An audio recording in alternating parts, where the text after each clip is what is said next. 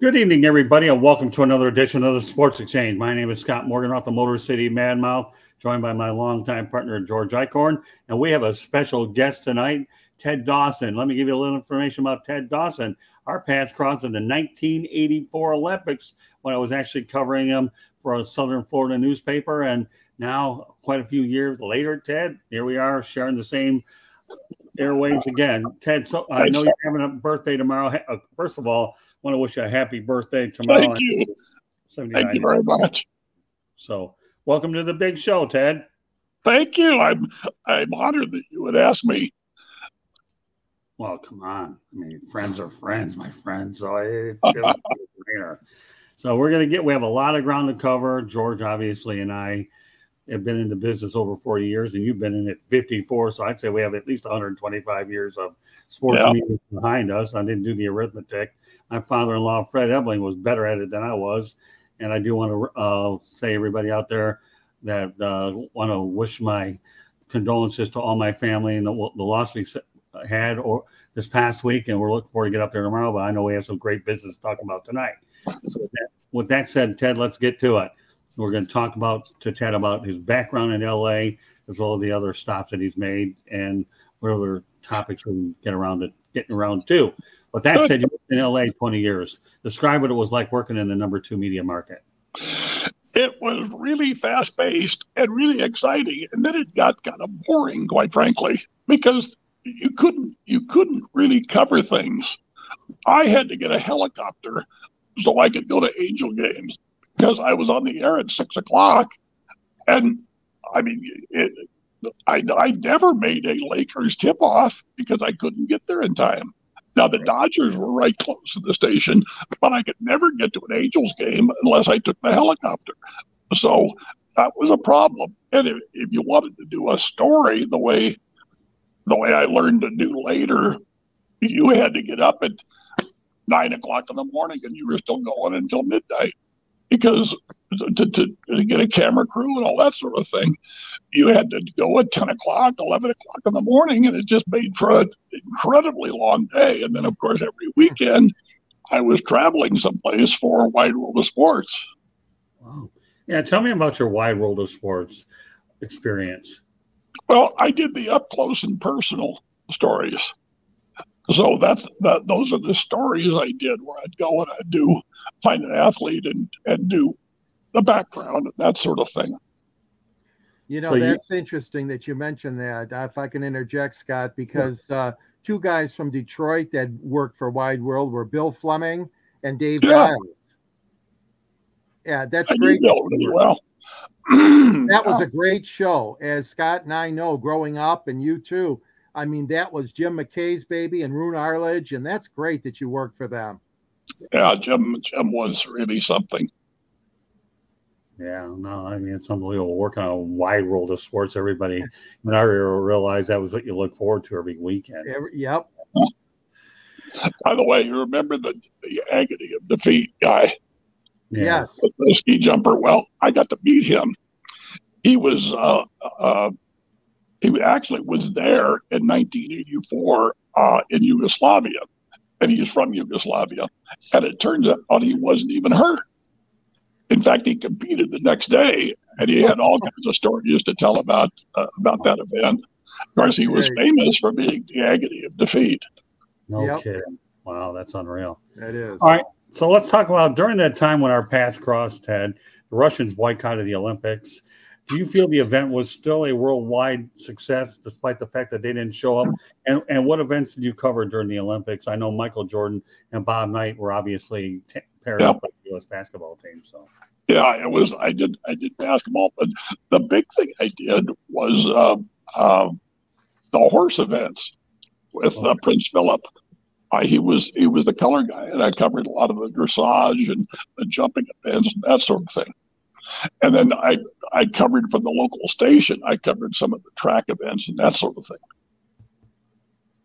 All right. Did you have a chance? I'm sorry, George. Did you have a chance to cover Bob Knight and Michaeljordan? What did you think about that? Sure. Yeah. And George Thompson also was there. Okay. Yeah, that was I mean, we all knew that the U.S., once the Russians bowed out, were probably going to blow through it anyways with Bob Knight. Yeah.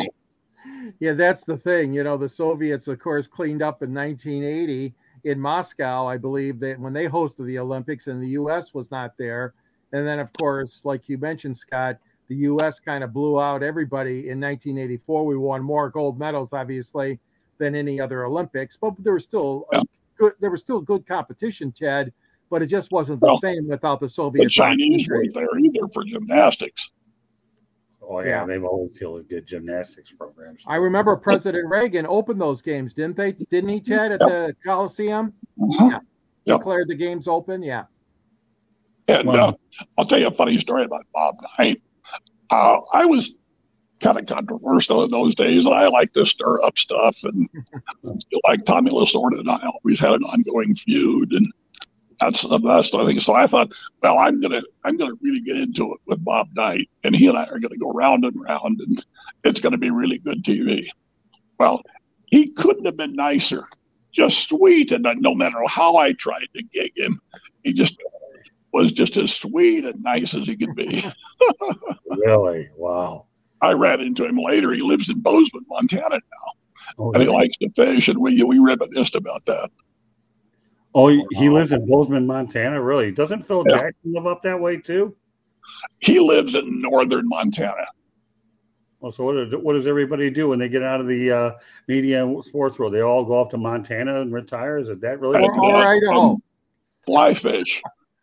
Wow. Really? Wow. No kidding. So you couldn't get Bobby Knight's goat, huh? Nope, not a bit. And I tried. Well, I know what you were like back then. You don't have to tell me. Bobby is one of those people that, I mean, maybe he kind of knew. Well, he probably knew what position you had there, anyways. It's not like it being on local TV in the number 2 market. It's like, you know what?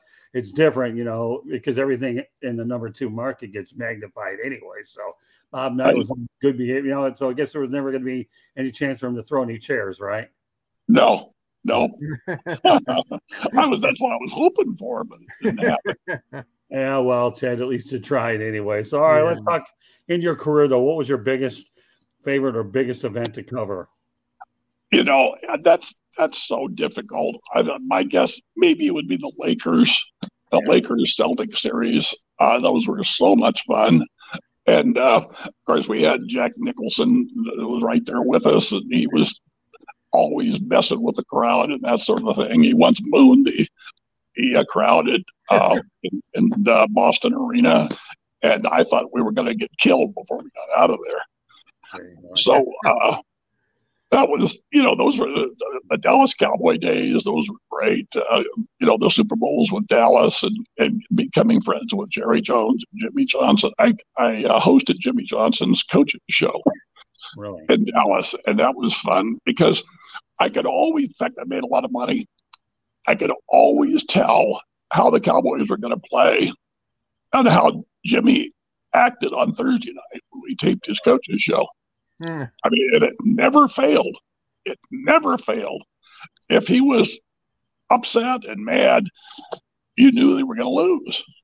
And so I did pretty well in those days. You did. All right. Well, you know what? I want to stay on the LA theme for a moment, and then I'm going to go back to Jerry because now you really got me going like you always did back then, and now you've done it again. So doesn't take much to ignite me, anyways. All right, we'll talk about the Lakers and the Showtime and Magic Johnson. What was it like to cover the team then? That had to be unbelievable. The best, absolutely the best. Magic was unbelievable, and the thing about Magic was Magic always deferred to Kareem. He always made sure that we interviewed Kareem first, and we always treated Kareem like the captain. Even though it was Magic's team, he was smart enough to defer to Kareem, who, by the way, is the smartest athlete I ever have met in all my years of sportscasting. Nobody comes close to Kareem. Yeah, and they played at the Fabulous Forum. And they attracted such a national interest. And like you said earlier, the rivalries with the Boston Celtics were unbelievable. And then, of course, the Detroit Pistons came along and gave LA the rivalry too. Yeah, but it was never like Boston.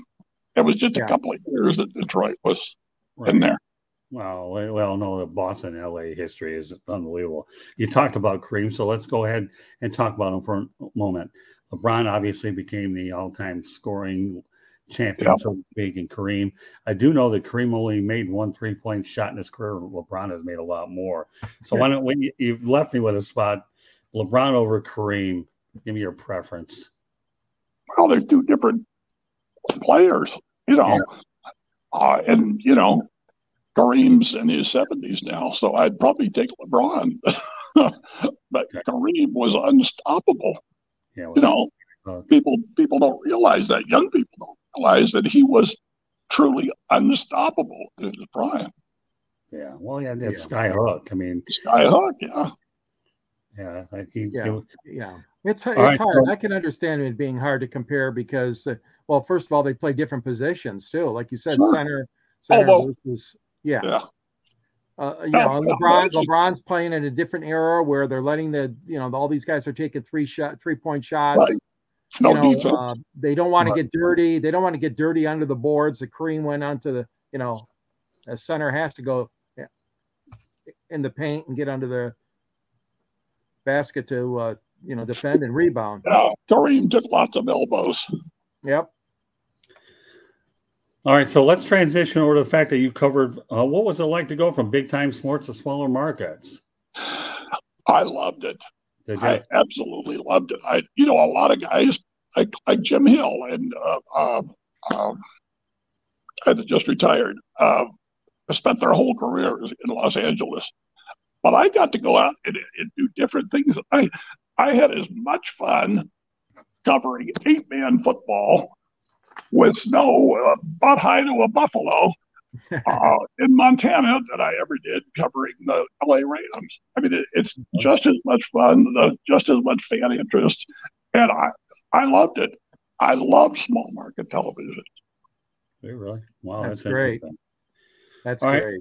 Let's talk about the Dallas Cowboys. You just mentioned it, so we'll go a little bit deeper into that.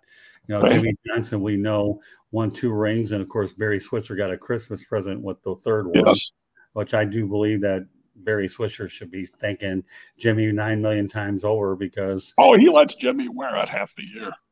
Oh, does he really? I just made that up. I know. I figured you would. All right. So, what's it like to work with Jimmie Johnson, Jerry Jones? You said Jimmy was very tough. Was he? Very smart. The smartest coach I've ever known. Great. He could understand talent better than any coach I've ever known. He'd scout, and he wanted absolute authority. I don't know if you ever heard the story about how he kicked the punter off his team because the kid said he had asthma and couldn't run sprints, and Jimmy kicked him out of camp. So that's the kind of guy he was. He was tough. He was short and little. He played guard in college for Arkansas. That's a pretty good program. Right. And he's 160 pounds dripping wet. So, and he played offensive guard. So, that shows you how tough he is. Are you surprised that Jimmie Johnson left when he did, and he was one of the early ones to hang it up and go into broadcasting, but no, he wanted control.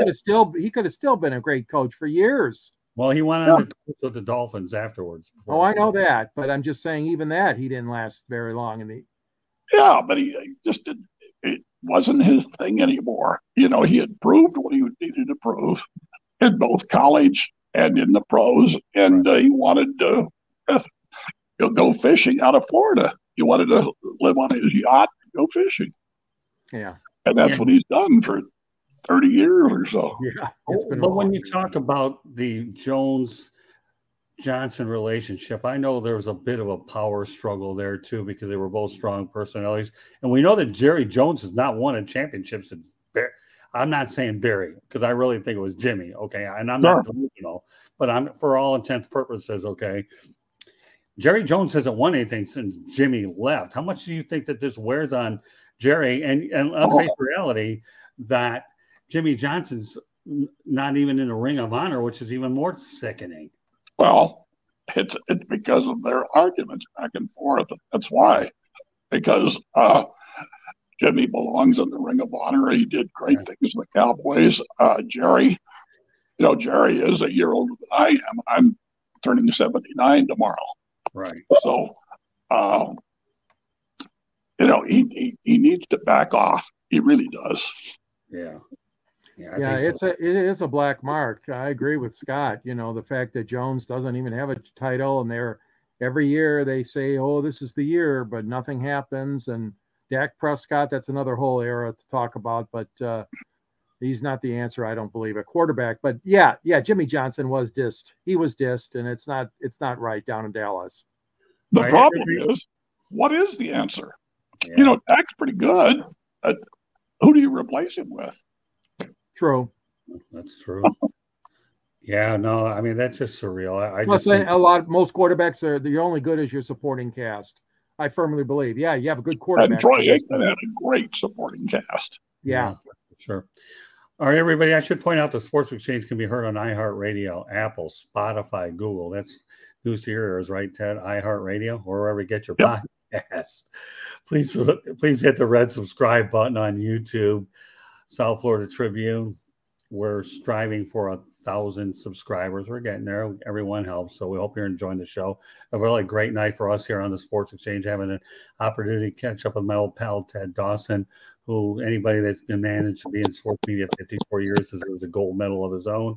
And I'm just glad he's giving us some time tonight so we can reminisce a little bit, talk about new stuff as well. Ted, it's just a pleasure to have you on.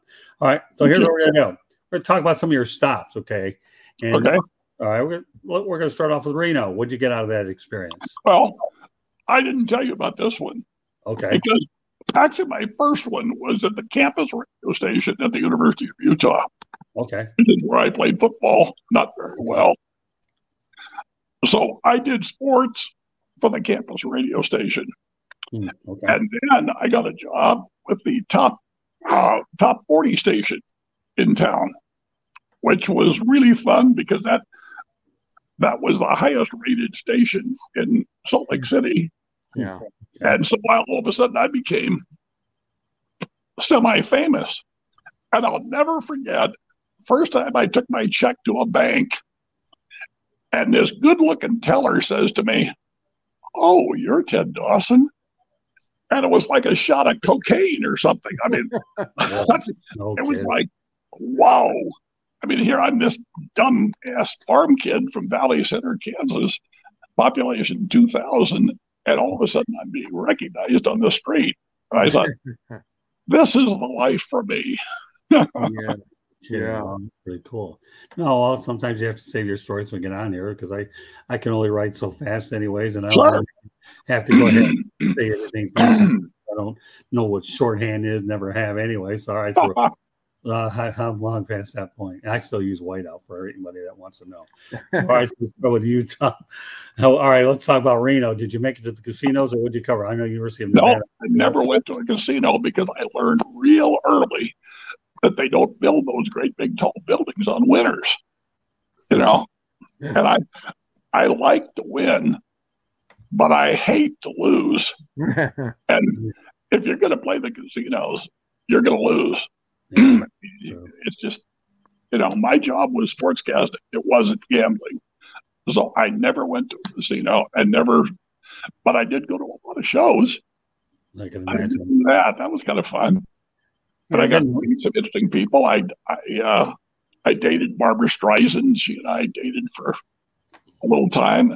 Wow. I dated Gene King, who had a tennis camp there. That was kind of fun. So. No kidding. Wow. So, all right, what sports did you cover in Reno? University of Nevada Wolfpack is the only thing I know about. University of Nevada, football and basketball. Then they had a hockey team that played in Reno, and then also sometimes they'd play up at Squaw Valley, which had an open-ended ice rink. And it got so cold that my lips froze.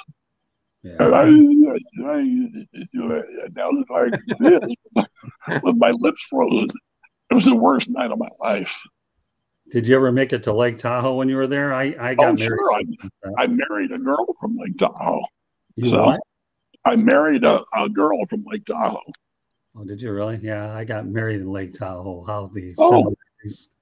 It was great scenery, but the one I have here, I married her in Wisconsin, so it is what it is. So, all right. Well, you said you went to Portland, right? Tell me what that was Went to about. Portland.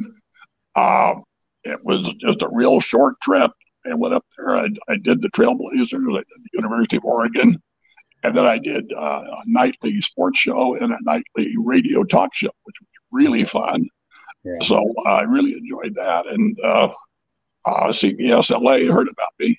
Oh, I know why. Because Bill Walton came, he was their first round draft pick of the Trailblazers.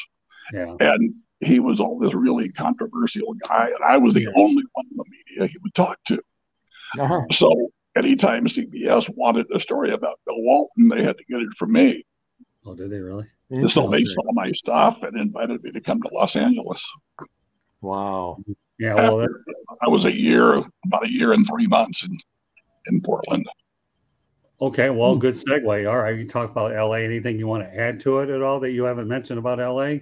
Oh, it's just that, like I say, my whole life, I wanted to get to LA. That's all I ever cared about was being a sportscaster in LA because I thought it would be so much fun.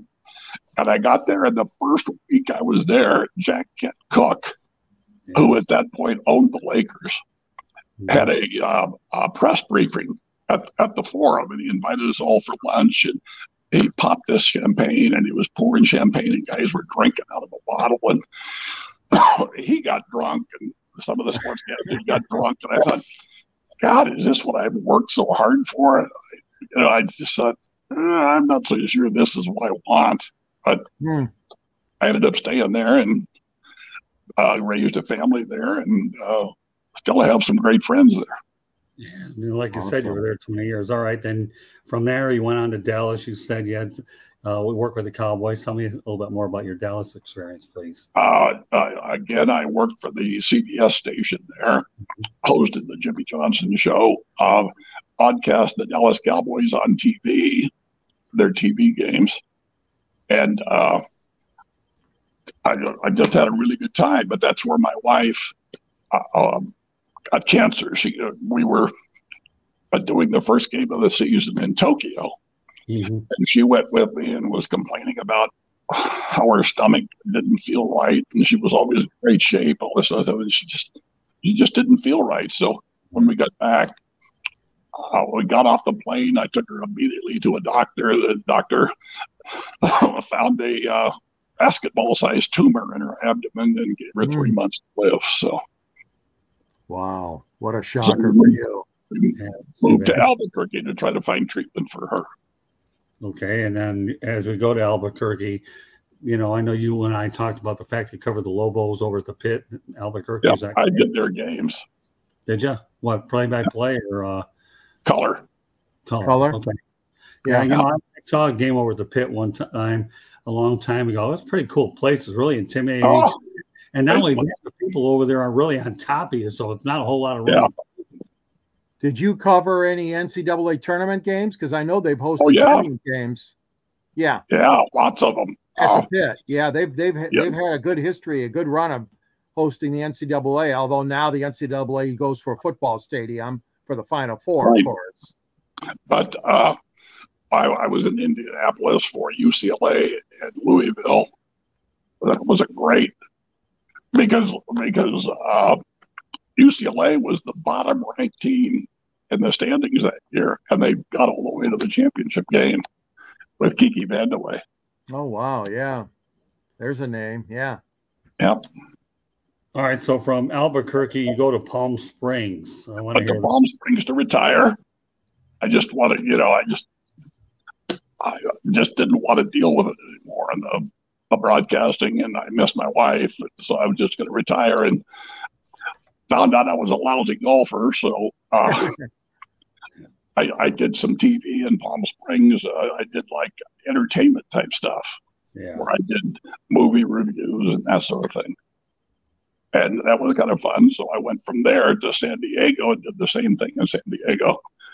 But that got boring real quick. So I got back into sportscasting. Right. And then from there, you went on to Idaho Falls. Is that correct? Idaho Falls, Idaho, which was market. I went from market 2 to market 163. So, Wow. Okay. but again, I had a really great time. I loved the people there, just really nice. I lived close to my son. My son lives in Jackson, Wyoming. And so I was really close to him. I actually did some stories on his kids who were playing football, and Awesome. it was just a great time. Yeah. Now, when you were in Palm Springs, did you ever hang around with all those golfers? There's so many golf tournaments. I mean, you had the Bob Hope, the Bing Crosby Clam Bake. You had the Andy Williams Sandiego Open. I was telling my friend the other day, I missed that, where all the Glenn Campbell had his name on one tournament. I was LA. Yeah. I miss all that celebrity stuff. Yeah. Yeah. That was fun. I played in the Bing Crosby. And of course, President Ford, Gerald Ford, played in that tournament a lot. Yep. All right. Well, then from there, you went on to Bozeman, Montana. This was really funny, George, when he told me that Ted did rodeo work. What was that like? Oh, I love rodeo. I rode the rodeo circuit as a kid, junior rodeo. Wow. Grew up on a farm in Kansas, so I loved covering rodeos. And they're so much fun. They're so exciting. Plus, they're very visual, and television is obviously a visual medium. Right. So you can get great stories, and I loved covering them. And like I said, small 8-man football is so exciting. It's just really, really fun. So did you find rodeo to be a new form passion for you? No, it was always a passion. I covered rodeo in Los Angeles. Oh, did you really? No kidding. Yeah. Wow. Yeah, it's funny you talk about rodeo. I don't know what it is about me. I just love auto racing, NASCAR, not so much IndyCar anymore. But IMSA is an interesting thing because you had the endurance racing and all that. But NASCAR, I actually got in a vehicle over at Homestead, Miami, and one of my guys here, who's PR guy that I got to like and friended here, asked me if I wanted to get in a car. I said, "Yeah, are you serious?" No, I'm dead serious. Well, I don't want to say dead because I'm serious. Okay, so he said, "You don't get to ride along, you get to drive." Listen. So that sounds pretty cool. Then I tell my wife, it's the best day of my life. And then she's looking at me, what? Not getting married to me was? So you don't understand. I've been wanting to go ahead and jump in one of these bad boys for a while. I did 147.54 miles on these laps. And I love the way the PR guy said, man, I love the way you sized up the track and then felt it out. Then you just put your foot on the gas and never left for so many laps. It was really neat. Well, I did a stock car race in Southern California. They tore it down. I can't remember. Ontario. That's where it was. Oh, Ontario Speedway. Sure. Ontario Speedway. That's a super speedway. Huh? The super speedway. Yes, right. I think it was replaced by Fontana, if I heard correctly, wasn't it? Yeah. I went over 200 miles an hour. Did you really? That's a real wow. I'll tell you. So tell me about an adrenaline rush. Are you like I am that you believe in adrenaline rushes? Oh, yeah. Yeah, me too. I'll tell you a story. Because I used to like doing these offbeat stories. So it wasn't just the Dodgers and Lakers and Rams that I did. I did other type things. So there was an air show, and they were doing all these aerobatics and that sort of thing. And I was a pilot, and so I'd done some stuff. And there was a wing walker. And so I do this whole story on this wing walker. And he says to me, do you want to try it? And, at ABC, they always wanted reporter involvement. So I said, sure, I'll do it. So he gets me up on the wing of this airplane, and he says, how much do you weigh? And I said, about 220. He said, good, because the limit is 230. You can't, the plane can't take anything more than 230. Really, no kidding. Well, at this point, I couldn't admit that I had lied to him, and I weighed 235. Oh, right. So now I'm thinking, okay, 5 pounds, nobody's gonna know. So there's a safety strap he ties on me, and he says, when we get in the air, you give me a thumbs up or a thumbs down, depending on how you're doing. I said, great. Off we go. As we take off down the runway, I feel this flapping against my leg. And I look down, and the safety belt has come loose. Oh, really? Wow. So I'm standing there holding on to a bar with nothing. No kidding. Oh my God. Keeping me safe. Wow. And I don't want to let go to give him a thumbs down. So off we go, and we get about 1,000 feet in the air, and he starts wiggling his wings, asking me if I'm okay. Well, I'm not going to let him know because I'm not going to take my hands off the bar. Right. So he immediately goes into a spin and starts flipping the plane upside down. Oh my gosh. I thought, oh crap. But it pushed me against that bar, and I was never in any danger apparently. But then we still had to land. After about 3 hours, it was probably 5 minutes, but it seemed like forever. So we come in for a landing, and now I'm thinking, oh crap, I've lied to him about how much I weigh. So we're going to have a hard landing, and he's going to bounce me off. Wow. But he was a really good pilot, and I came out of it okay. Oh man. Well, it's amazing. How you say that, because I went to Las Vegas one time with a girlfriend, and we took one of them helicopter rides or a small plane. They made me sit in the middle because all these foreign people were skinny on both ends, and I had to have me in the middle to balance the stupid aircraft out. It was unreal. I know it was unreal. All right, so I'm going to bring up a couple names here, okay? And I want you to give me the best association that you can. Tommy Lasorda, what's he like? He and I had we locked horns from the time he was made manager. And I once did a story. This was before everything was televised. But in this case, the Philadelphia Phillies were broadcasting their game back to Philly. Yeah. So I didn't have to send a camera crew to the game. I could just take the televised version that was going back to Philadelphia. Right. Well, during the game, there were all these shots of Tommy yawning. So, and the Dodgers were on like a 5-game losing streak or something. Right. So I do this whole thing that night about how everybody is tired of the Dodgers losing. Mm-hmm. Even Tommy Lasorda. And after every play, I would show him yawning. Well, he had a conniption fit. There you go. And just went Oh yeah. crazy. He just was nuts about it. Just wow. You've heard some of the great Tommy Lasorda tapes where he goes crazy on reporters. Well, he went that way with me.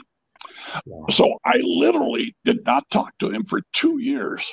2 years. And finally, the GM of the Dodgers and my GM, got together and we said, this is ridiculous. We've got to stop this.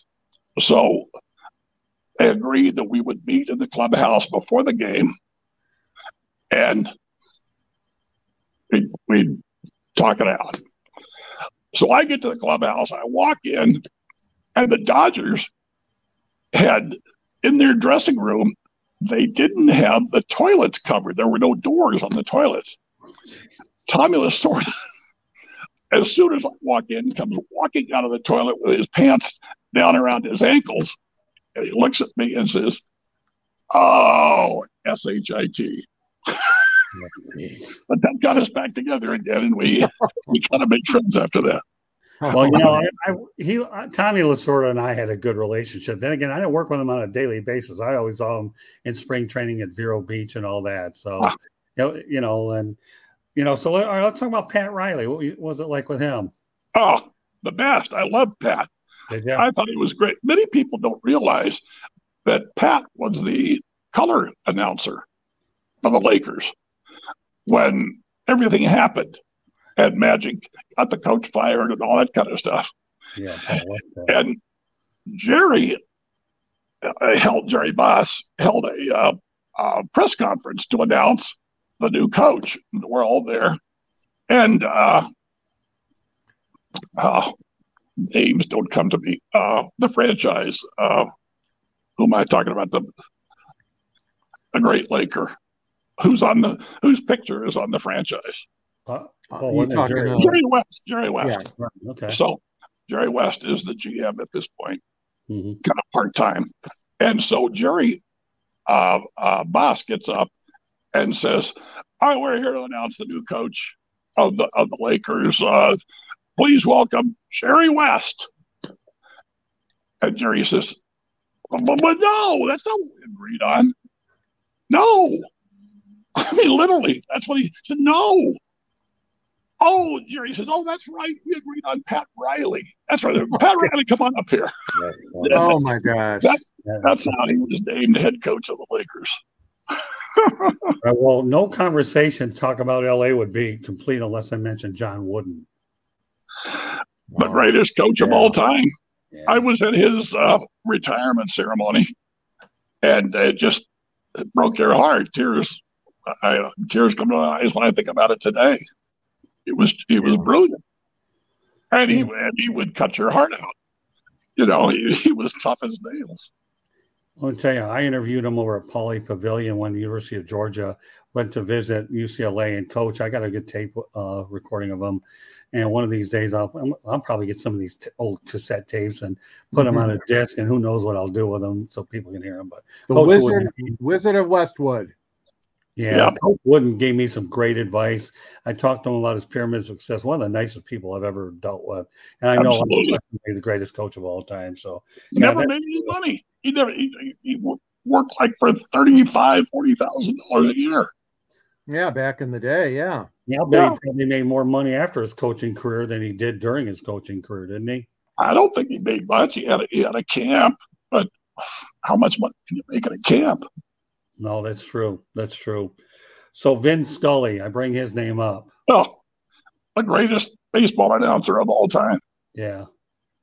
And maybe they made it the greatest announcer because he did football, he did golf, he did all kinds of stuff. Yeah. Yes, he was one of the best. He covered and the nicest guy you've ever met.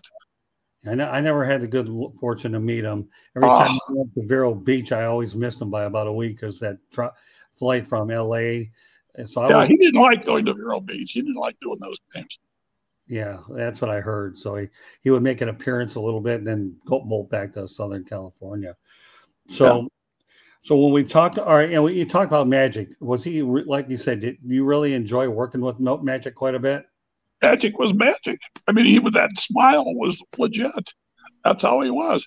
I was there the night and the NBA changed. And that's the first game of the season. Magic's rookie year. Kareem hits a skyhook, give him a 1-point win over Sandiego.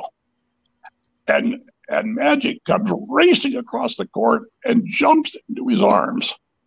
Well, you just didn't do that back then. You know, professionals didn't do that. But Magic did. And it ignited the whole Laker phenomenon, in my opinion. That night is what started it. Yeah. Okay. I want to go back to some of the other markets. You said in 1980 you worked in New York. Is that correct? Did I hear you correctly? Yeah. And then you also, but I'm amazed that when I look at where you've been, you really haven't done a whole lot of things east. We know Alaska and Hawaii. I mean, I'm sure they would have been interesting for you. I can only imagine. I actually auditioned once in Hawaii and didn't get it. You auditioned in Hawaii at Honolulu Station? Yeah. Wow. No kidding. Can only imagine what it would have been like. So, and then you haven't done a whole lot in the southeast and the northeast. Do you feel times that you wish you had gone east a little bit so you can maximize your visibility around the country? Or because I know you did a lot of stuff mainly on the West Coast. No, I had a fabulous career. I wouldn't change a day. I wouldn't. Okay. I'm one of those guys, you always hear on his deathbed, nobody ever wished he had worked more. Well, I'm one of those guys that doesn't feel that way. I loved my work. I couldn't wait for the weekend to end. I couldn't wait for Monday to start. So, I mean, I loved, like I say, I loved every minute of it. Yeah. All right, so let's go back to LA. I know that I'm going to mention some names, do a little name dropping in LA. Okay. Andy Lozano was a guy that I knew in Miami, and I went up and visited him in LA for the '84 Olympics when I was doing my stuff. What do you remember about Andy Lozano? I don't remember much, to tell you the truth. Well, he worked on the weekends too. Yeah. What station? The one that Rogan was at. I think it was NBC. NBC. Oh, that's it. Okay. Yeah. Fred Rogan. Yeah. Yeah, he actually took me in to see Johnny Carson's studio back then. It was pretty cool watching the whole thing. All right, I was on Carson one night. Boy, that was fun. Oh, did you really? No. Yeah. Did you meet Ed McMahon? What's that? Did you meet Ed McMahon? Oh, yeah. Johnny's sidekick? Yeah, he was a good guy. Johnny Carson wasn't. He wasn't there that night. Okay. The woman who always filled in for him did the show that night. Joan Rivers? Joan Rivers, yes. Yeah. But Johnny and I did the LA Open tennis tournament one year. Oh, yeah, Johnny. So I got to know him pretty well. Oh, yeah. All right, so let's go down the list of sportscasters. Jim Hill, obviously a big. Sure, Jim was my weekend guy. Oh, was he? At CBS when he first came there. Yeah. I'll tell you a story about Jim Hill. Sure. It's not a very nice story, but it's absolutely true. He and Stu Nahan were friends in San Diego. Nahan had been a sportscaster in San Diego when Jim played there, the Chargers. Right. So he comes up to L.A. and he's helping Stu Nahan out on stories instead of me. And I'll never forget, George Allen comes in to take over the Rams job. And we're at the airport, and I'm trying to get close to him, and Jim Hill is helping Stu Nahan get to him. And I got really pissed off. I mean, I just came unglued, but nothing ever happened about it. Oh, wow. So. And George Allen's a Detroit guy, too. George Allen came from Detroit. Yeah. Oh, did he? Oh, you talk about a guy. I got to spend an evening with him once, just watching a game, and it was so much fun. Yeah. Good man. All right, so let's transition over to Stu Nahan. Good segue. Then again, all three of us ought to know what a segue is on this show, right? So, all right, well, we'll talk about Stu Nahan. Obviously, he worked for the NBC affiliate, and of course, he helped your buddy. But actually, he was at ABC when I first went there, because I was at CBS and he was at ABC, and he was the king of the local sportscasters. He was the crown prince of everybody, and we all had to kowtow to him. Well, I wasn't very good at kowtowing, so he and I didn't get along that great. I feel bad about that because that was my fault. It wasn't his. It was my fault. I was the one that was kind of a jerk, and I wasn't as nice to him as I should have been. Well, I know Stu eventually made it over to the NBC affiliate. Yes, so sometimes he did. When Bryant Gumbel left to go to New York, he replaced Bryant Gumbel. So how would you describe Stu Nahan if you had to go out there and give an assessment of what he was about? Very knowledgeable, very active. He didn't do stories as much as he did. He did play-by-play. He did highlights on his nightly show and things. But he was a good time guy. Liked to drink a lot. Always happy. He loved to have people, like I say, kowtow to him. Really? I know he did some clips in the Rocky series as well. Yeah. As I remember. All right. Well, I know. Was in that too, but I got cut out. Oh, did you? Really? Yeah. Yeah, we had there was a person named Diana Lewis from Detroit that was obviously one of those too. Yes, she was. Yeah, I remember that for sure. So, all right. So Fred Rogan, we know obviously is one of those individuals that was a mainstay in that market. Any description on him at all? Well, he came in. He was a really young guy. He was a lot younger than the rest of us, maybe by 10 years or so. And he did a lot of interesting things. He had his Rogan's Heroes segment that was really popular. And that was I think, of the outstanding highlights of the week and that sort of thing. So, but Fred never got out of the studio much. He did most of his stuff in the studio. Oh, did he?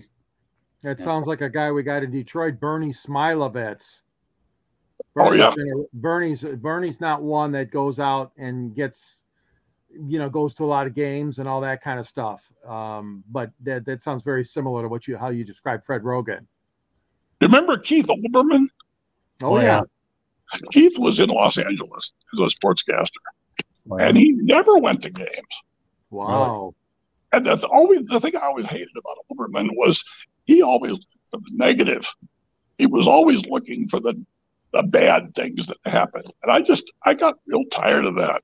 He was a real jerk in person, but so, talk about a jerk, Brian. We had a guy named Al Ackerman in Detroit. Al Ackerman was very negative. He came down hard, especially on the Detroit Lions. And the general manager, Russ Thomas. But Al Ackerman was kind of that mold here in Detroit. Yeah, I heard. All right, so you talk about Brian Gumbel. All right, so go ahead and continue on with Brian Gumbel. You say he was just an incredible jerk. I'll tell you a story. Go ahead. We were at Vero Beach at Dodger training camp one time, and some fans came up to us and they said it was Stu Nahan, Brian Gumbel, and I. And so the fans came up to us and said, "Are you guys cover the Dodgers? Are you LA sportscasters?" And Brian Gumbel says, "Well, those two are national." So that's the kind of guy he was. Wow. I don't know. You know what I watched him on NBC, he never impressed me. There was something about him I had an uneasy feeling about. He reminds me of a guy that went in there to do the bare minimum with his job without having to go do any more than he was supposed to do. I'll tell you, his HBO show is really good, though. That Real Sports show is really good.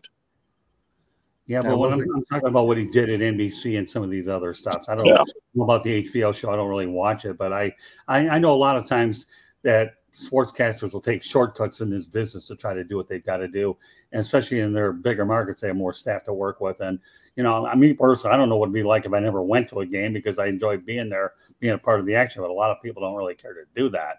So, all right, I did. What's that? I did. What's that? I love being there. Oh yeah. I don't really. I do a lot of these shows in my office and where I'm at home tonight. But I'm going to tell you, I take as much pride in what we do on the road as I do doing these particular shows because, there's a certain feel about a story that you can get when you're there than there is when you're remote. And COVID-19 tested a lot of us in terms of the remote side, where I understood why I always did it. But, I don't know, to me, the face-to-face has always been the way to go. So now let's go to Boise, Idaho. You told me that they don't cover sports at the CBS station. The CBS station does not have a sports department. Can you believe it? No, it's embarrassing. So bad. So where do you think local news and sports fits into the realm of things? I know nowadays you're lucky to get 2.5 minutes of sports coverage over a 28-minute. Do you think that places like ESPN and all these other places have devalued local news to a point where they don't invest as much money into it as they used to? Yeah, the local news directors who never liked sports to begin with believe that anybody who cares about sports goes to ESPN. Yeah, I got to figure that. But I always covered sports for the non-sports fan. I wanted women to watch my sports segment. I wanted non-sports fans to watch it. So that's why I did the offbeat things. And as a result, it was very successful. We used to have a guy in Detroit named Don Shane, and he had a little segment called Dare Don Shane. Dare him, like you said. Yeah. You said on the wing of the airplane. He didn't do that, but he would do crazy stuff like that, Donnie Shane. And the viewers really liked him on the ABC affiliate here in Detroit. Don Shane, he's retired now to the state of Arizona. Well, plus it was fun, Yeah. It's not much fun sitting around the studio, but it was fun going out doing that stuff. So let's go back to LA for a second. Okay. We know Fred Rogan, I just mentioned, retired, but who would you say were the best sportscasters in LA during the time frame that you were there? Then, clearly, I was not a big fan of Chick Hearn, although I know a lot of other people were. Okay. The problem with Chick Hearn, in my opinion, was he tried to direct everything because he did both radio and television. So he was always telling the TV people what to shoot and how to do it. That's something I didn't like that very much. Who was the guy who did the Angels?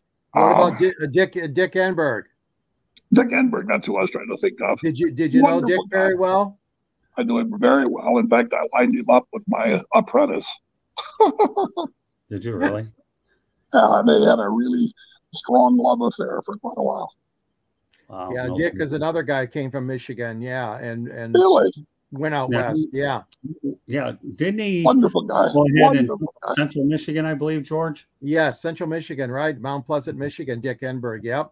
Well, he was born in Mount Clemens. He's born in near Detroit in a city called Mount Clemens. But yeah, he went to, then they moved up to Central Michigan. And Dick Enberg, he was a great guy. I really enjoyed him too. All right, we want to mention Ralph Williams just popped in, just saying hello to us. So we got somebody out there that now knows who you are, Ted Dawson. Ralph Williams. Hi, Ralph. How you doing, Ralph? Good to see you, my friend. So, all right, so now I have to ask you this question because I have a guy that's an author on this show. Have you ever thought about writing a book, Ted? You know what? I have tried. I have started writing books, and they even bore me. So I figure if I can't entertain myself, I can't entertain anybody else. No kidding. Oh, never underestimate your ability, Ted. I know. I've been talking to Scott about writing a book for a long time, and I know he's interested in doing it and doing his journaling now. It's a lot of fun. Yeah. I think the one thing that probably motivated me to do it, though, Ted, was when I survived that Rolex 24. I mean, my goodness, you can talk about all the big events you cover, but anytime you can cover an event for the better part of 30 hours in a row as an individual accomplishment, Ted, I have to tell you, I've done a lot. I've covered 4 Super Bowls. I'm sure you've covered lots of mega events I won't get into tonight. Although, you know, NBA, we all know that NBA is probably king in LA. We're not talking about the Sacramento Kings, maybe an analogy, but you have an LA Kings out there. It's just a king thing anyways. But to me, when you can cover a race for 24 hours, 30 hours in a row, I think that to me goes down as more of a personal accomplishment to be able to do something like that. So, you know, I guess we got, you know, when we look at this show here, I want you to go out there and give advice to youngsters getting into business, or is there any such thing in this day and age of doing it? Well, the first thing is to love it and know that you can't do anything else because it's not going to pay you very much to start out. Now, if you make it to the top, you'll get rich, but you're gonna eat a lot of beans when you start. I mean, a lot of beans, and maybe throw in a hot dog once in a while. So you gotta love it. You got to do it for the love, but you know, don't do things like memorize statistics. Statistics are the most boring thing on television. Don't ever use statistics on television. Learn backgrounds about athletes and coaches and people who do interesting things. That's the advice I would give to a young person: is just do colorful, interesting stories. Right. Well, that's what this business is all about. And that endeared Tiger fans to one Ernie Harwell. Yeah. Scott and I know very well, and Ernie Harwell was a great storyteller. Not like these guys today, Ted. Like you said, they worry about statistics and the velocity of the speed of the ball and all that crap. Yep. Ralph Williams is full of kind words. Thank you very much. Good to see you. Ralph Williams in Pittsburgh, right? Yeah, he is out of Pittsburgh. So yeah, you talk about a great announcer over there, Bob Prince. Yeah. Yeah. So, all right. So I've always been intrigued when I talk about somebody that is an old school person like the three of us are. So tell me, what are your thoughts about new media, podcasts, and social media, and how times have changed? Well, they've certainly changed because, excuse me. And by the way, I have a disease called a spasmodic dysphonia, which is why I had to retire. It attacks your vocal cords. So I apologize for being so rusty sounding today. So anyway, that's no need what I have going on with my throat. Well, we won't tax you too much longer, but boy, your stories are addictive, and I know they're entertaining for people we're going to send them to. It doesn't matter if they come out in a horse, whatever. At least they're coming out. I have lots more, some of which are true. I can only imagine. I can only imagine. Well, all right. So talk about new media, though, Ted. I mean, podcasts and social media. Again, I'm not too familiar with it, except when somebody asked me to be a guest on their show or something. Because when I started, there were three TV networks, and in most markets, there were only 2 stations. You would get a CBS and then a combination of NBC and ABC. Those were in lots of markets. And finally, in about the mid-1960s, ABC became more popular on its own and became kind of like Fox is now. But people don't remember that Fox started out as nothing. I had a chance to go to Fox, and I thought, I don't want to be on Fox. I had the same thing with ESPN. I had an opportunity to be the host of their afternoon show, and I said, I don't want to be on cable. Nobody watches cable. Shows how much I know. So, I hate to say this, but with all the streaming business, I have a feeling that cable viewership is down a lot, so you may not be that far out of the way.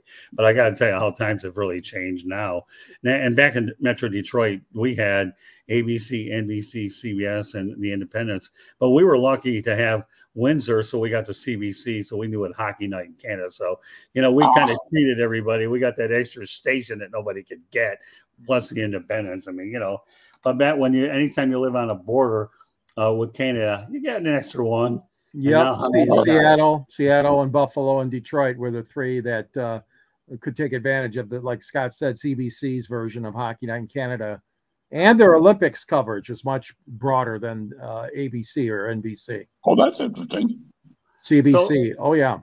So, Ted, when you look at your entire career and knowledge in the business, I know you enjoyed and your goal was to get to LA. Do you find a lot of times, maybe now in the LA market, rather than people, sportscasters that go out there and go through the ranks to get to these places, that many of these TV stations are finding a lot less cheaper options up in their market, like even in LA, or do you still think they have to work their way up to get to LA? I don't really pay a lot of attention to it, so I don't know anybody who's on the air in Los Angeles now. Jim Hill is still at CBS, and I know there's a Oriental or an Asian guy who's on this ABC station. That's all I know. I don't know anything about the local stations at all.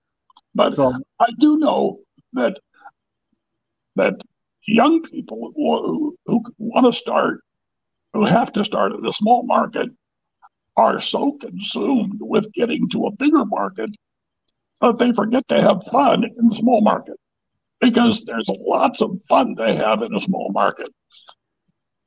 Yeah, I would think, to me, being in a smaller market, you get more creativity. Your station director depend on you a lot more to come. One thing I always love to do is I love to hunt stories. To me, I think that's the most fun, whether it's produced by shows like we're doing tonight or hunt stories. That to me is fun. I mean, and one thing I will tell you about Andy Lascano, even though I know you didn't know him as well, but I worked with him for a while. The one lesson he always taught me, though, Ted, was to always be different than everybody else and outwork anybody. Oh, yeah. If you can be different and you can outwork anybody, you can't.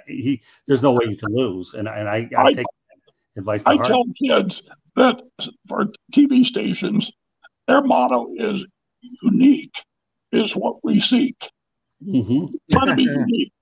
That's a good one. Make yourself unique. Unique is what we seek. I like that. Remember that one, George. Write it down. You'll be quizzed on Monday. Oh, no. Of course, George knows. He's one of these old school guys where I had to educate him with new media, because when we started back in the day, it was FCC, not all this other business that we all knew that we had to adhere to regular rules or we get fined and fired. That's right. Yeah, unreal. So 1 or 2 more questions, Ted. We appreciate all the time you've given us tonight. Would you say that you had more fun in the smaller markets per se? Yes. Working absolutely in the market. Yeah. And why was that? Just, again, more creativity, more access, more ability to get out and do things. Okay, it's those 20 are very degrees. good factors. It's 20 degrees in Boise, Idaho, but it's going to be a whole lot warmer in Arizona. Do you want to make a prediction? Oh, there's no question. Philadelphia is the best team in the NFL. Okay, give me a score. 28-20. Not bad. What about you, George? Yeah, I'm going to go with Kansas City, and I'm going to take them by a very slim margin, though, 27-24. And I'm riding Ted's train, boy, like I did in 84. I'm going to go Philly 33-27. I have to do, Ted. Come on, really. There you go. I mean, I'm telling you. So, I want to point out again in a moment here how you get a hold of us. But I do want to let everybody know if they want to email us, they can email us at southfloridatribune@gmail.com. You can also follow me on Twitter at Tribune South. And our website is www.southfloridatribune.com. Candy Ebling does a sensational job putting the shows up and the content. And I'll tell you, want to talk about an MVP. This girl is definitely it. Okay. We don't have to argue with that because it is what it is. You talk about controlling and making sure everything goes on par. She is one of those individuals that has actually turned herself into a good media person, even though she has a day job. She takes pictures with me. So, Candy is a jack of all trades and probably master of a lot more than we are able to announce on this show. But I will point out that the Sports Exchange can be heard on iHeartRadio, Apple, Spotify, Google, wherever you get your podcasts. Please hit the red subscribe button. Okay, red, we know it's a red light, but also hit the red subscribe button on YouTube, South Florida Tribune. We're striving for 1,000 subscribers. So this is the way it works these days, is get as many as we can. But, again, what we really like to do is be able to stretch ourselves out at numerous platforms, and that's what we're able to do. George, any other questions for Ted? No, Ted. The only other thing I wanted to share with you is you mentioned about now. You didn't cover the Olympics in Sarajevo, did you? Yes, I did. Oh, you did. Okay. Well, I went on the press junket in November of '83. So did I. I was there. You were on it too? Absolutely. We went to Sarajevo and then we went to Dubrovnik. Yep. And Jim McKay was. Oh my God, Scott! Sure. I tell you. Our past this guy through the Olympics. I was on that trip too, Ted. Unbelievable. In November. Remember, it was before Thanksgiving. November of '83, we went. I turned 40 in Sarajevo. Oh, wow. Okay. Well, I had my first lobster in Dubrovnik when they took us to Dubrovnik for 2 days. Remember, at the end of the trip, that was the first time I ever tried lobster in my life. Oh. And Peggy Fleming sat next to me on the bus when we were doing one of the bus trips to get from one venue. The lovely Peggy Fleming sat next to me. Yeah. What a great experience talking to her. What a beautiful lady. Oh, she's terrific. She's my wife and best friend. She is great. George. We're connected to Mr. Dawson through the Olympics. See? Now, I know I'm full of tough questions for you, my friend, but tell me your favorite athlete of all time. Either Kareem or Arnold Palmer. Okay. One of those two. Okay. Two greats. Oh, wow. No, George, this guy, we know where the history is here with him anyways. And I knew I invited this guy on the show that he definitely spoke our language for sure. I always talk about what mine are back and forth to everybody. When I get somebody new on the broadcast, I definitely like to pick their mind as well. Oh, absolutely. No, that was great. I think Muhammad Ali was kind of fun. Oh, but he got tiring after a while. Yeah, but I got a picture of Muhammad Ali with a fist on my jaw. And I'll tell you what, if a picture is worth 1,000 words and he started coming up with Parkinson's degrees, nobody would know it with the power of the Polaroid or whatever. Stupid thing. And speaking of, we're going to segue over to George Eichhorn's book, because even though you didn't write a book, I happen to be in a book, still wanting to write a book. So, George, pull that bad boy out and let Ted know what you've done, especially knowing you're a fellow sportscaster anyways. You can appreciate a guy that does this. Take a look at that, Ted. Can you see it? Can you see it? Look at Scott and Muhammad Ali. Yeah. And then Jimmy Connors is above, Ted. Yep. I wrote the book. I wrote the book, Ted, on Detroit sports and Michigan sports broadcasting on the air. And, good for you. Yep. And it was a lot of fun writing the book and talking to guys like Ernie Harwell and Bud Lynch and Bruce Martin. And, we've had so many great announcers here in Detroit. It's been incredible. But yeah, the book's available from Arcadia Press and available. There's a link on the South Florida Tribune website. I write for Scott's South Florida Tribune and Motor City Tribune. I write for a publication weekly in Detroit called the Detroit Monitor. And you can find me at Yahoo at gicorn@yahoo.com. I just heard that some poll picked the top 50 sportscasters in Los Angeles history. Right. And I was honorable mention. I didn't even make the top 50. Oh, really? That's not fair. You feel a little Rodney Dangerfield about that with the disrespect there, or what? Yeah, I could care less. No. Well, let's put it this way. You've already gone on our show and said you like the smaller markets better than the bigger ones. Yeah. So, yeah. Hey, you know what? I got news for you.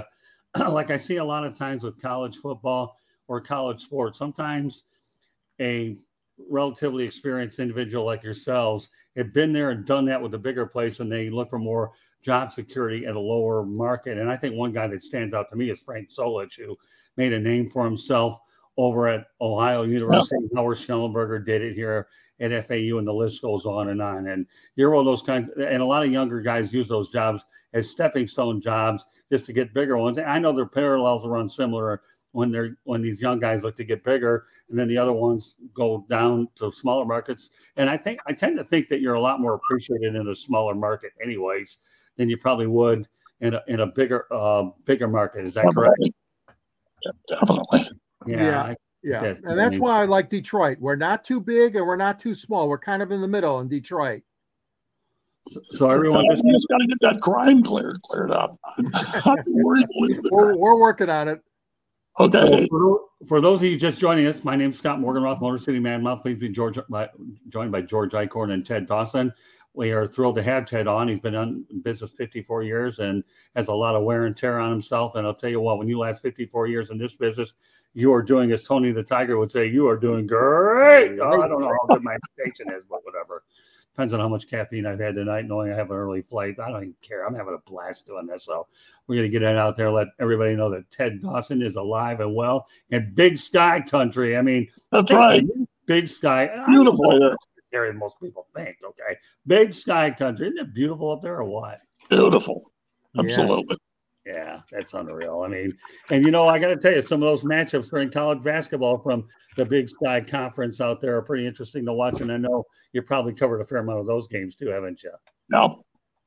Yeah. So they're fun to watch because they're both so terrible, but they're evenly matched.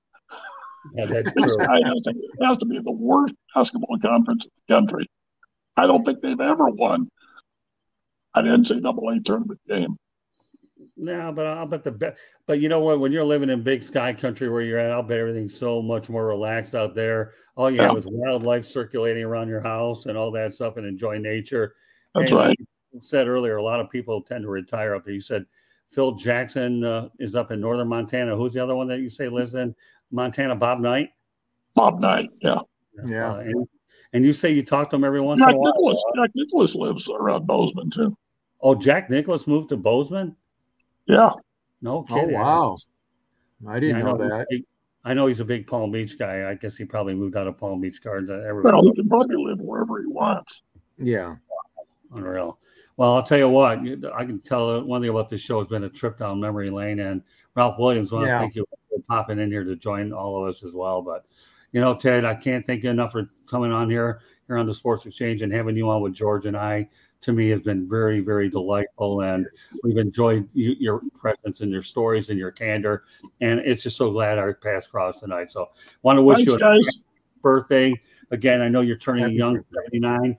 I'll probably write it on your timeline a little bit tomorrow at some point. But meanwhile, if I don't quite get around to it, you'll know I'm on an airplane. I'll get around eventually when I land. Maybe, obviously, my seat strap will be a little bit different than yours on Spirit Airlines, but nevertheless, we'll let Spirit do the talking, and they're not paying for my advertising. It just means I'm letting them know that's where I'm going to go tomorrow. Okay. So, but meanwhile, Chad, thank you very much for joining us, and I will continue to stay in touch with you. And God bless, and I hope you continue to enjoy your retirement. It's been really wonderful. Guys. A lot of pleasure. Having me. Pleasure having you. Thank you. God bless. Thank you. Thank you.